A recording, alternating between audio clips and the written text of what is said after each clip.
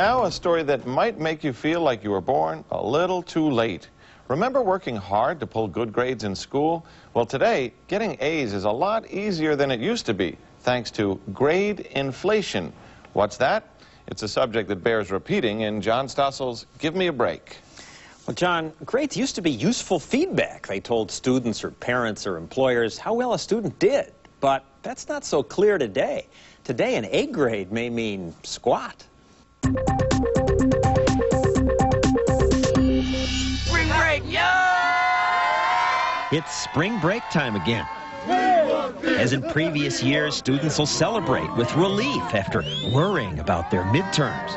But how worried did they need to be?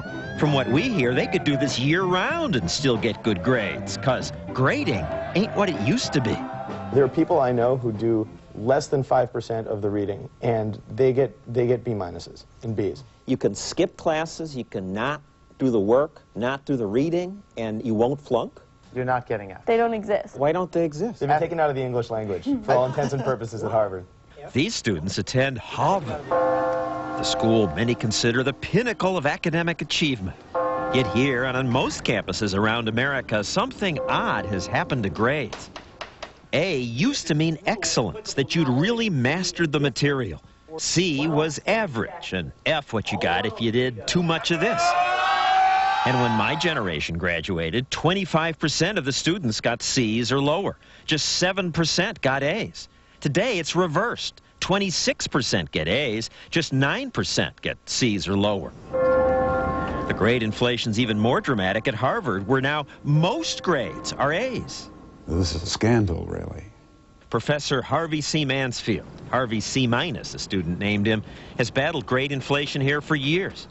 Mansfield, who teaches a course about government, believed A's should go only to the best students. It's flattery of students to tell them that they are better than they are. There's something sick about that. How many of you have gotten a C at Harvard? One? Yes. Don't put this on camera. None of the rest of you ever got a C? Ever? No. To give a student a C is like plunging a sword into his vitals. These students at least had the guts to take Mansfield's course. And last year, Mansfield surprised his class by saying he'd give them a break. Each student would get now 2 grades, the grade they earned, and then a higher grade for their school record. My first reaction was, sweet. I'll get an A, that'll go to the registrar, and then I'll have this other grade. And the more I thought about it, I don't feel good with getting an ironic A, as Mansfield would say, a fake A.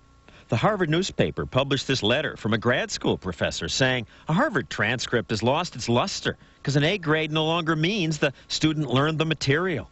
You can no longer trust grades you see on a transcript from Harvard. I don't really think that there's anything called grade inflation going on here. Maybe students are deserving the grades that they're getting. So you're saying you're smarter than we were when I went to school? Essentially, yes. Oh, come on. Students here and everywhere are just smarter? Give me a break.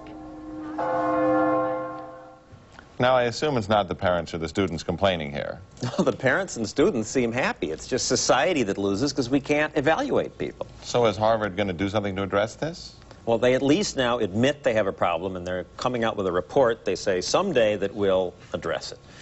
Though you may not think they need to, because you, I understand, went to some wimpy school that had no grades. Wimpy school? I went to a very fine school called Sarah Lawrence College, and the reason we didn't and they don't have grades is that they thought that A's, B's, and C's weren't sufficient, so they gave you a written report, and sometimes they were very tough and difficult. So I don't know whether I'm an A or a C. I just assume I'm an A.